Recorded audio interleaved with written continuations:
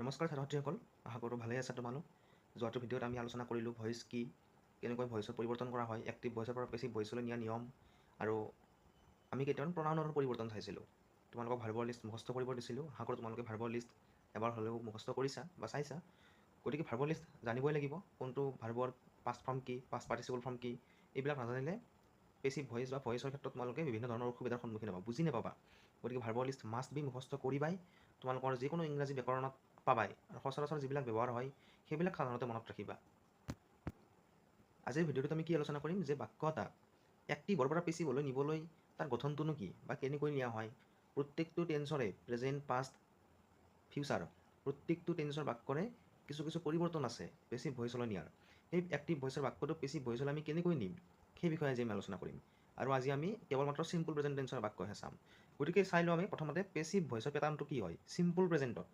অৰ্থাৎ simple present টেন্সৰ বাক্য এটাত আমি এক্টিভ ভইচৰ পৰা পেছিভ ভইচলৈ নিবলৈ কোনটো ধৰণৰ পেটাৰ্ণ ফ'ল' কৰিম।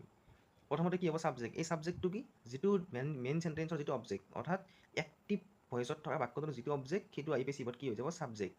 তাৰপিছত কি বি ভাৰ্ব। বি ভাৰ্ব মই তোমাক কৈছিলোঁ তোমালোকক am is are was were. Past participle form, P V form মানে past participle form of main verb. বাক্য এটাত দুই ধৰণৰ ভাৱ থাকিব পাৰে, এটা বি ভাৰ্ব এটা মেইন ভাৰ্ব। মেইন ভাৰ্ব যিটো এটা কৰ্মটো বুজায়। তাৰপিছত কি আছে বাই বা টু। এই দুয়োটাৰ আমি সচৰাচৰ বহুত বেছি বাই ব্যৱহাৰ কৰা হয়, কেৱল মাত্ৰ টু বা তেনেকুৱা কিছুমান আছে যিবিলাক মানে খুব ৰেয়াৰলি ইউজ হয়, গতিকে তোমালোক সেইবিলাক কম। আৰু অবজেক্ট, এই অবজেক্টটো কি যিটো এক্টিভ ভইচৰ ছাবজেক্ট সেইটো আহি পেছিভত কি হৈ গ'ল অবজেক্ট হৈ গ'ল। তাৰপিছত আমি চাওঁ চিম্পল প্ৰেজেণ্ট টেন্সৰ বাক্যটোৰ গঠনটো নেকি। মই ওপৰত চিম্পল প্ৰেজেণ্ট লিখিছোঁ, তলত চিম্পল পাষ্টৰ গঠন লিখিছোঁ। ইয়াত মই আৰু এটা লিখি দিছোঁ একেলগে তোমালোকক চিম্পল পাষ্ট। মই তোমালোকক বেলেগ বেলেগকৈ বুজাই নাথাকিলোঁ, একেলগে বুজাই দিছোঁ, তোমালোকে বুজি পাবা, একো অসুবিধা নহয়। এতিয়া চাবা তোমালোকে ইয়াত কি চিম্পল প্ৰেজেণ্ট টেন্সৰ যিটো বাক্য সেই বাক্যটো কি প্ৰথমতে ছাবজেক্ট আহে, তাৰপিছত মেইন ভাৰ্ব ইন প্ৰেজেণ্ট টেন্সত থাকে, মেইন ভাৰ্ব ইন পাষ্ট টেন্সত থাকে আৰু অবজেক্ট আহে। এইটোৱে হৈছে চিম্পল প্ৰেজেণ্ট টেন্সৰ বাক্যৰ গঠন। আৰু চিম্পল পাষ্টত কি হয় subject main verb in past টেন্সত থাকে। পাষ্ট ফৰ্মটো কি এই ভাৰ্বৰ লিষ্টত পাবা তোমালোকে। মেইন ভাৰ্বৰ পাষ্ট ফৰ্মটো কি ভাৰ্বৰ লিষ্টত পাবা আৰু অবজেক্ট। গতিকে এইটোৱে হৈছে চিম্পল প্ৰেজেণ্ট বা চিম্পল পাষ্টত লিখিব পৰা গঠনৰ এইটোৱে গঠন। অৰ্থাৎ এই গঠনটো ফ'ল' কৰি তোমালোকে বাক্য এটা চিম্পল প্ৰেজেণ্ট আৰু চিম্পল পাষ্টত লিখিব পাৰিবা। এতিয়া কি হয় পেছিভ ফৰ্মত নিবলৈ এই চিম্পল প্ৰেজেণ্ট আৰু চিম্পল পাষ্টত থকা বাক্য এটা যদি আমি পেছিভ ফৰ্মলৈ লৈ যাওঁ তেতিয়া আমি কোনটো গঠন ফ'ল' কৰিম। প্ৰথমতে ছাবজেক্ট, এই ছাবজেক্টটো কি মেইন চেণ্টেন্সটোৰ যিটো অবজেক্ট। তাৰপিছত be verb am is are present টেন্সত, ৱাজ ৱেল পাষ্ট টেন্সত। তাৰপিছত main verb in past participle form. Past participle form ক'ত পাবা এই ভাৰ্বৰ লিষ্টত। তাৰপিছত বাই আৰু অবজেক্ট, এই অবজেক্টটো কি মেইন ভাৰ্বৰ যিটো ছাবজেক্ট। এতিয়া মই তোমাক কিছুমান এক্সাম্পল দিছোঁ, এই এক্সাম্পলবিলাক চাবা। যেনে ৰাম ইটছ ৰাইচ, এইটো কি টেন্সৰ বাক্য চিম্পল প্ৰেজেণ্ট। ইয়াত ৰাম আছে, ইয়াত ইটছ আছে, ইয়াত ৰাইচ। এছটো কি হ'ল থাৰ্ড পাৰ্চনৰ লগত সদায় এটা এজ হয়। যদি থাৰ্ড পাৰ্চন থাকে ৰামটো কি থাৰ্ড পাৰ্চন, গতিকে থাৰ্ড পাৰ্চনৰ লগত যদি মেইন ভাৰ্বৰ সেইটো কি হয় এটা এছ যোগ হয়, গতিকে ৰাম ইটছ ৰাইচ। বুজি পাইছা। তাৰপিছত পেছিভত নিয়াৰ কাৰণে কি হয় ৰাইচ এটা ভাত খাব নেকি, ৰামেতো এটা ভাত নাখায়, গতিকে বহুতকেইটা খাব। সেইকাৰণে ৰাইচটো কি হয় প্লুৰেল, অৰ্থাৎ বহুবচনৰ ফৰ্ম। বহুবচনৰ ফৰ্মত প্ৰেজেণ্ট টেন্সৰ কি আহে এম ইজ আৰৰ কি আহে বহুবচনৰ ক্ষেত্ৰত আৰ আহে, গতিকে সেইকাৰণে ৰাইচৰ লগত কি হ'ল আৰ। ইট মেইন ভাৰ্ব কি আছে ইট। মই তোমালোকক নিয়ম কৈছিলোঁ প্ৰথমতে অবজেক্টটো ছাবজেক্ট হ'ল, আমি এই ছাবজেক্টটো নাম্বাৰ আৰু পাৰ্চন অনুযায়ী টেন্স অনুযায়ী এটা বিভাৰ্ব ফৰ্ম বহালোঁ, কি আহিল আছ তাক আৰ। এম কিয় নহ'ল কাৰণ আইৰ লগত এম হয়। ইজ কিয় নহ'ল হি চি ইট থাৰ্ড পাৰ্চনৰ ছিংগুলাৰ নাম্বাৰৰ লগতে সদায় ইজ হয়, গতিকে এইটো কি থাৰ্ড পাৰ্চন প্লুৰেল ফৰ্ম, গতিকে আৰু এইটো এটা সেইকাৰণে কি হ'ল আৰ। তাৰপিছত ইটেন, এই ইটেনটো কি ইট ভাৰ্বৰ পাষ্ট পাৰ্টিচিপল ফৰ্ম ইটেন। তাৰপিছত বাই দি পেলাই আমি এইটো কি কৰিলোঁ এক্টিভ ভইচৰ যিটো ছাবজেক্ট আছিল সেইটো কি কৰিলোঁ অবজেক্ট কৰিলোঁ। এতিয়া এই বাক্যটো চাবা চুইটছ আৰ লাইকড বাই চিলড্ৰেন। অৰ্থাৎ কি আছে এইটো বাক্য কোনটো ভইচত আছে চোৱাচোন। চুইটছ আছে, আৰ আছে, মেইন ভাৰ্বৰ পাষ্ট পাৰ্টিচিপল ফৰ্ম আছে, বাই আছে, গতিকে এইটো কি ৱৰ্ড আছে পেছিভ ৱৰ্ড আছে। পেছিভৰ পৰা এক্টিভ হ'লে নিবলৈ আমি কি কৰিলোঁ এইটো ছাবজেক্ট হ'ব। এতিয়া এক্টিভ ৱৰ্ডটো মেইন ভাৰ্বৰ পাষ্ট পাৰ্টিচিপল ফৰ্ম ব্যৱহাৰ কৰা নহয়, কেৱল প্ৰেজেণ্ট ফৰ্মটো ব্যৱহাৰ কৰা হয়। বাইটো নাথাকে মেইন ভাৰ্বত, সেইকাৰণে কি কৰিলোঁ চিলড্ৰেন লাইক চুইটছ, কাৰণ এইটো চিম্পল প্ৰেজেণ্ট টেন্সৰ বাক্য আৰু চিম্পল প্ৰেজেণ্ট টেন্সত ছাবজেক্টৰ পিছতে কি আহে ভাৰ্ব। বুজি পাইছা তোমালোকে। তাৰপিছতটো চাবা এইটো তোমালোকক বুজি নাপাবা এতিয়া, এনে চাই থৈ দিয়া বা লিখি থৈ দিয়া, পিছত বুজি পাবা তোমালোকে। তাৰপিছত কি আছে আই ৰাইট এ লেটাৰ। মই সেইদিনা কৈছিলোঁ তোমালোকক কি হ'ব এইটো অবজেক্ট, এইটো ছাবজেক্ট হ'ল এ লেটাৰ। আমি এটা বিহাৰৰ ফৰ্ম ব্যৱহাৰ কৰিব লাগিব ইজটো কি ব্যৱহাৰ কৰিলোঁ এইটো এই লেটাৰ এখন চিটি, অৰ্থাৎ থাৰ্ড পাৰ্চন ছিংগুলাৰ নাম্বাৰ, সেইকাৰণে কি হ'ল ইজ। ৰিটেন, এই ৰিটেনটো কি ৰাইট ভাৰ্বৰ past participle form written. By আইটো কি হয় আকৌ মি হয়। বুজি পাইছা তোমালোকে। তাৰপিছত কি হি নোজ আছ, আছটো কি হয় মই দিছিলোঁ উইটো আজ হয়, গতিকে আছটো আহি কি হ'ব উই।